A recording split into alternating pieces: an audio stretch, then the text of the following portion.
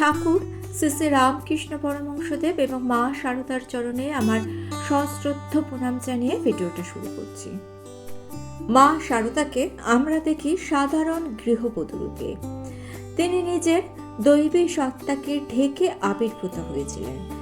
তিনি নিজেই বলেছিলেন, যতদিন তিনি স্থূল শরীরে এই পৃথিবীতে থাকবেন ততদিন মানুষ তাকে বুঝতে পারবে না। তার চলে যাওয়ার পর মানুষ তাকে অনুধাবন করতে পারবে। আমাদের মতো সাধারণ মানুষ হয়ে তিনি আমাদেরকে জীবন দর্শন করিয়েছিলেন। কিন্তু বিশেষ বিশেষ সময় তার দৈবী সত্তা প্রকটিত হয়েছিল কিছু ভক্তের কাছে। ডাকাত বাবার গল্প আমরা অনেকেই জানি। কুখ্যাত নৃশংস ডাকাত মা শারদার মধ্যে মা ভবতারিণীকে দেখতে পেয়েছিলেন। মনের মধ্যে হিংসা সরে গিয়ে তার পিতৃসত্তা জাগ্রত হয়েছিল। ডাকাত ও ডাকাত পত্নী মা শারদাকে সন্তান স্নেহ দিয়েছিলেন। মা শারদা ছিলেন স্বয়ং জগৎ জননী। নানা ঘটনায় একথা প্রমাণিত হয়েছে। একবার এক ঘটনার স্মৃতিচারণা করতে গিয়ে মা বলছেন, তার মা শ্যামাসুন্দরী দেবী গিয়েছিলেন তাদেরই জ্ঞাতি নবমুখুর্জের বাড়িতে, কারণ সেখানে কালী পুজোতে তিনি চাল দিতে গিয়েছিলেন। কিন্তু কোনো কারণবশত সে চাল তারা প্রত্যাখ্যান করেছিল। মনের কষ্টে শ্যামাসুন্দরী দেবী সারা রাত চোখের জল ফেলেছিলেন, এই ভেবে যে সারা বছর ধরে তিনি মা কালীর জন্য যে চাল জমিয়ে রেখেছিলেন সেই চাল মায়ের কাজে লাগলো না। তাহলে এই চাল দিয়ে তিনি কি করবেন? ভোরের দিকে তিনি স্বপ্ন দেখেন এক সুন্দরী দেবী মূর্তি তাকে বলছে, তোর কোনো চিন্তা নেই, কালীর জন্য জমিয়ে রাখা চাল আমি খাবো। শ্যামাসুন্দরী দেখেছিলেন বড়দার ঘরে যেখানে ঠাকুর এলে থাকতেন সেই ঘরে বসে আছে এক দেবী মূর্তি। সেই মাতৃরূপী দেবী মূর্তিকে শ্যামাসুন্দরী দেবী জিজ্ঞাসা করেছিলেন, তুমি কে? তিনি বলেছিলেন, আমি জগদম্মা, আমি জগদ্ধাত্রী রূপে তোমার পুজো গ্রহণ করতে চাই।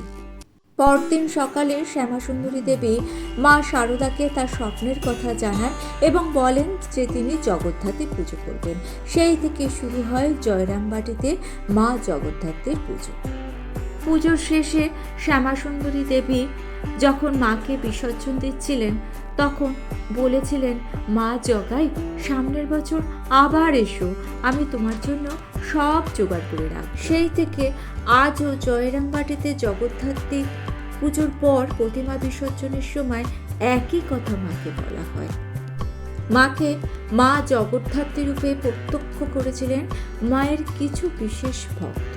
তাদের মধ্যে ছিলেন হলদিপুকুরের রামহৃদয় ঘোষাল, স্বামী হরিপ্রেমানন্দ এবং বাসনা বালা দেবী, জিতেন্দ্র কুমার সাহা। একবার জয়রামবাটিতে জগদ্ধাত্রী পুজো দেখতে এসেছিলেন হলদিপুকুরের রামহৃদয় ঘোষাল। মা তখন ছোট্ট বালিকা। ঘোষাল মহাশয় মা জগদ্ধাত্রীর সামনে ধ্যানরতা বালিকা ছোট্ট শারদাকে দেখে বুঝে উঠতে পারছিলেন না কে আসলে জগদ্ধাত্রী, ওই মৃন্ময়ী মূর্তি না ওই চিন্ময়ী বালিকা শারদা। তখন তিনি ভয় পেয়ে সেখান থেকে পালিয়ে যান। আরেকটি ঘটনার কথা বলি। মায়ের সন্ন্যাসী শিষ্য ছিলেন স্বামী হরিপ্রেমানন্দজি। তিনি একদিন মায়ের পায়ে হাত বুলাতে বুলাতে ভাবছিলেন, মা কি সত্যিই জগৎজননী? জগৎজননীর পা কি এইরকম শুষ্ক শির বার করা বৃদ্ধার পা হয়? ভাবতে ভাবতে হঠাৎ তিনি মায়ের পায়ে পরিবর্তন দেখতে পেলেন মায়ের পা দুটি সদ্য ফোটা সূর্যের মতো রক্তাভ পায়ে রূপান্তরিত হয়েছে। তিনি মায়ের মুখের দিকে তাকালেন, দেখলেন কোথায় সেই বৃদ্ধা? সেখানে বসে রয়েছেন ত্রিনয়না, নানা অলঙ্কারে শোভিতা স্বয়ং মা জগদ্ধাত্রী। তার সর্বাঙ্গ থেকে বিচ্ছুরিত হচ্ছে অপরূপ জ্যোতি। এই রূপ দেখে তিনি সংজ্ঞাহীন হয়ে পড়লেন। জ্ঞান ফিরে দেখতে পেলেন মাথার কাছে বসে আছেন স্বয়ং মা শারদা। মায়ের শিষ্য চন্দ্রমোহন দত্ত। তিনি মায়ের বাড়িতে বহু বছর ধরে কাজ করেছিলেন। একদিন মা জয়রামবাটি থেকে কামারপুকুর যাচ্ছেন। মায়ের সঙ্গে ছিলেন চন্দ্রমোহন। হঠাৎ চন্দ্রমোহনের মনে কি খেয়াল হলো। তিনি মাকে গিয়ে বললেন, মা তুমি কে? তোমার স্বরূপ আমাকে দেখাও। মা তো শুনে হেসেই লুটোপুটি। বললেন, আমি আবার কে রে? আমি তোর মা। চন্দ্রমোহন কিছুতেই শুনবেন না, নাছোড়বান্দা। বললেন, তোমাকে আজ দেখাতেই হবে, তুমি কে? মা তখন তাকে বোঝাতে চেষ্টা করছেন, শোনো বাবা, সেই রূপ কলিযুগে হয় না। আমি সেই রূপে কলিযুগে আবির্ভূত হতে পারি না। চন্দ্রমোহন তখন বললেন, আমার একটাই বাসনা মা, আপনার আসল স্বরূপ জানবার। আমি পৃথিবী ছেড়ে চলে যাওয়ার আগে আপনার সেই আসল রূপ দেখতে চাই। অবশেষে মা হার মেনেছিলেন সন্তানের দাবির কাছে, রাজি হলেন ভক্তকে দেখা দিতে। তবে বললেন, বেশ, তবে তুমি দেখবে, আর কেউ নয়। আর আমাকে একটা প্রতিশ্রুতি দিতে হবে। আমাকে কথা দিতে হবে, আমার শরীর থাকতে এ বিষয়ে তুমি কারুকে কিচ্ছু বলবে না। মা আরও বলেছিলেন, দেখো, শরীর থাকতে আমাকে কেউ চিনবে না, তবে আমি চলে গেলে সকলে বুঝবে। একথা বলে মা সেই ভক্তকে একটি গাছের তলায় নিয়ে গিয়েছিলেন এবং বলেছিলেন, দেখে ভয় পেও না যেন। এর পরের ঘটনা চন্দ্রমোহন নিজেই বর্ণনা করছেন। বলছেন, দেখলুম চারিদিক আলোয় আলোয় ভরে গেল, এত আলো যে আমি চোখ খোলা রাখতে পারছি না, ঝলসে যাচ্ছে চারিদিক। সেই অপার্থিব আলোয় দেখলাম মায়ের জগন্মাতা রূপ সিংহের ওপর বসে আছেন। মা চতুর্ভুজা, শঙ্খ চক্র পদ্ম ধনুক নিয়ে জগদ্ধাত্রী রূপে মা বসে আছেন। ত্রিনয়ন থেকে জ্যোতি বিচ্ছুরিত হচ্ছে, আর মায়ের দুপাশে জয়া ও বিজয়া মাকে বাতাস করছে। আমি আর দেখতে পারলুম না, অজ্ঞান হয়ে পড়ে গেলুম। জ্ঞান ফিরে দেখলুম মা শারদা পল্লী রমণী বেশে আমার মাথায় হাত বুলোচ্ছেন আর আমায় জিজ্ঞাসা করছেন, কি রে চন্দু, ভয় পেয়েছিলিস? তোর শখ মিটেছে?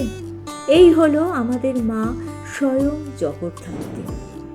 বাসনাবালা দেবী বলছেন, আমার তখন 12-13 বছর বয়স। জয়রামবাটিতে জগদ্ধাত্রী ঠাকুর দেখতে যাব বলে মায়ের কাছে খুব বায়না করছি, কিন্তু মা যেতে বারণ করলেন। রাতে মায়ের পায়ে তেল মালিশ করার সময় বললেন, তুই যা দেখতে ব্যস্ত হচ্ছিলিস তা এইখানেই দেখতে পাবি। সেদিন মায়ের পায়ে তেল মালিশ করতে করতে কখন ঘুমিয়ে পড়েছি খেয়াল নেই। হঠাৎ ঘুম ভেঙে দেখি চারিদিকে আলোয় আলোময়, সারা ঘর আলোয় ভরে গিয়েছে, আর সেই আলোর মধ্যে বসে আছেন জীবন্ত মা জগৎ জননী। বড় সুন্দর, বড় স্নিগ্ধ সেই রূপ, কিন্তু আমার মাকে আমি কোথাও দেখতে পাচ্ছি না। ভয় পেয়ে মা মা করে দরজার খিল খুলে বাইরে এলাম, কোথাও মাকে দেখতে পেলাম না। আবার ঘরের মধ্যে ফিরে গেলাম, দেখলাম সেই আলোর জ্যোতি আর নেই।